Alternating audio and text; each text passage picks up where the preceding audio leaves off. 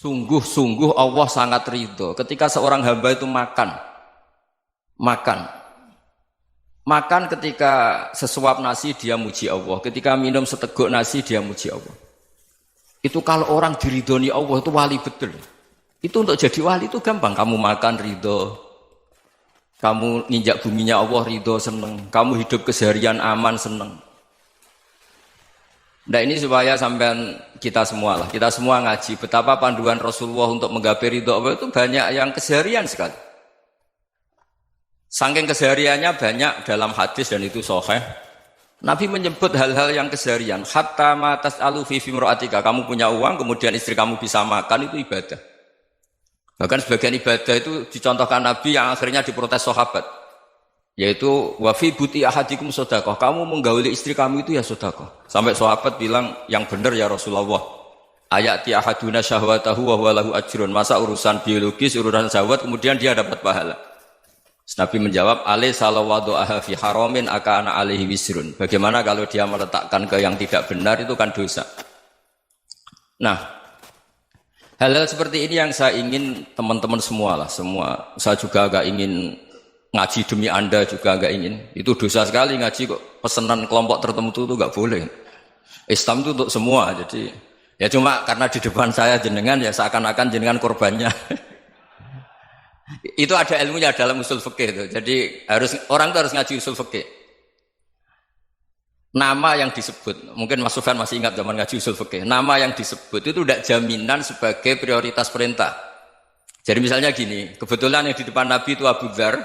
Nabi ya bilang, ya Abu Dzarin ini uhibbuka misalnya, atau ya Mu'ad ini uhibbuka, atau ya Abu Hurairah ini uhibbuka misalnya.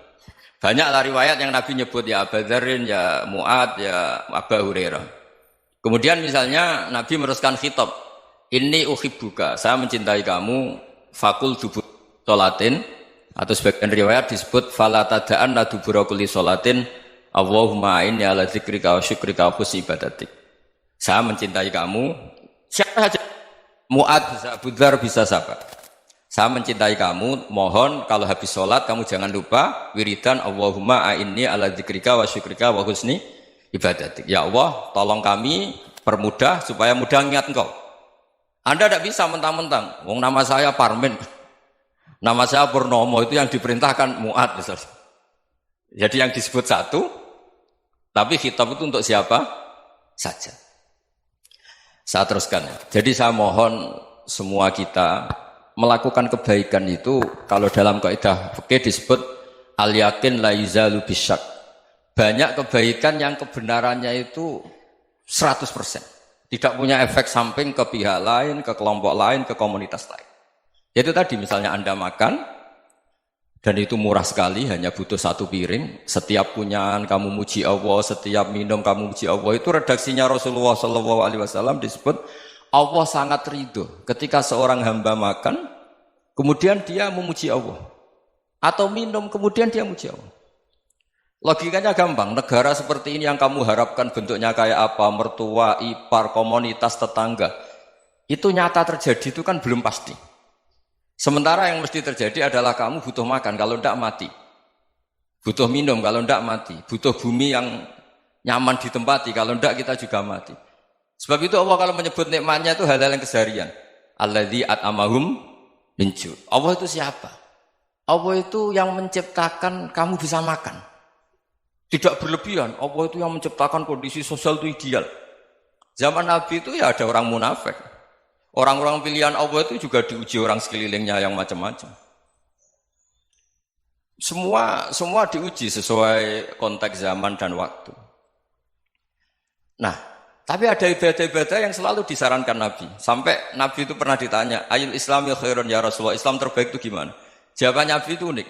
It'amut to'am. Islam terbaik itu ya makan-makan, yang santai-santai.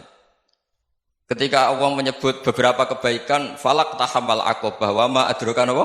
Mal aqobah. Terusannya apa? Fakku rokobah. Terusannya apa? Au it'amun fi yaumin di masubah. Ya itu acara makan-makan itu juga Islam. Kenapa? Ya bayangkan kalau tidak ada makanan, kita mati kan? Kondisi sosial tidak ideal itu Anda masih gak apa-apa. Tapi kalau Anda tidak makan, Anda tidak minum, Kamu punya istri cerewet masih bisa hidup, punya mertua cerewet masih bisa hidup. Tapi kalau tidak makan bisa mati. Berarti penting mana istri sama makan? Penting mana? Makan. Semoga istri Anda dengar, nanti kamu disuruh makan tapi pulang deh. Itu kalau dibahasakan makan masih memahami. Penting mana nasi satu piring dengan istri. Nggak ada nasi mati, nggak ada istri belum mati. Penting mana? Gak berani jawab kan? Nah, ternyata Anda ada garang kan di depan istri. Jadi saya mohonlah, mungkin Mas Sufyan Sauri tadi yang bisa bantulah. Teman-teman tuh ngaji yang keseharian saja. Karena kita nyari ridha Allah itu berdasar firman Allah. Dan firman Allah itu menyebut keseharian tuh riang, gampang. Yaitu tadi misalnya wa min ayatihi manamukum bil laili wan nahar. Termasuk ayat-ayat Allah itu kamu tidur. Maka dulu itu ada guyonan, ada tokoh Mu'tazilah, kelompok dalam Islam yang berpikir manusia itu bisa menentukan ikhtiarnya sendiri. Karena saya bisa duduk, ingin berdiri, berdiri. Karena kelompok ini nggak terima kalau semua kehendak Allah, nanti bagaimana kalau semua kehendak Allah kok ada hisab ya, ada sanksi.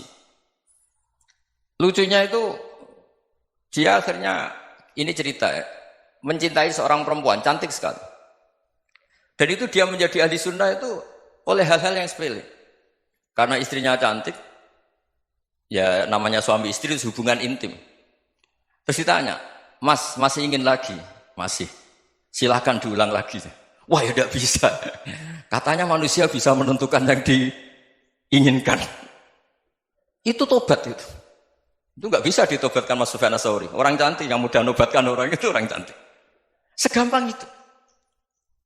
Akhirnya kita tahu, makanya kalau dalam kitab Hikam itu disebut al-aqil mayyakul madza yaf'alu wa hubi wal ghafil mayyakul madza af'al.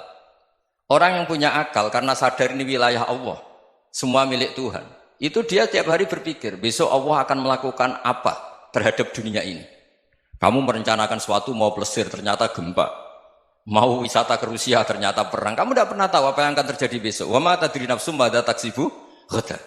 Tapi anda semua kita ini sering punya jadwal permanen. Makanya saya kalau diundang siapa saja, sanad takdir. Yang jelas Gus ini acara penting. Ya masih acara penting nak pangeran ngersakno piye? Kok ape dadi pangeran? Kamu kok mau jadi Tuhan? Itu kadang ya kiai. Penting Gus acara ini jenengan harus memastikan bisa. Loh kamu itu yang ngajarin tauhid sesuatu itu biadillah kok bilang-bilang apa pas?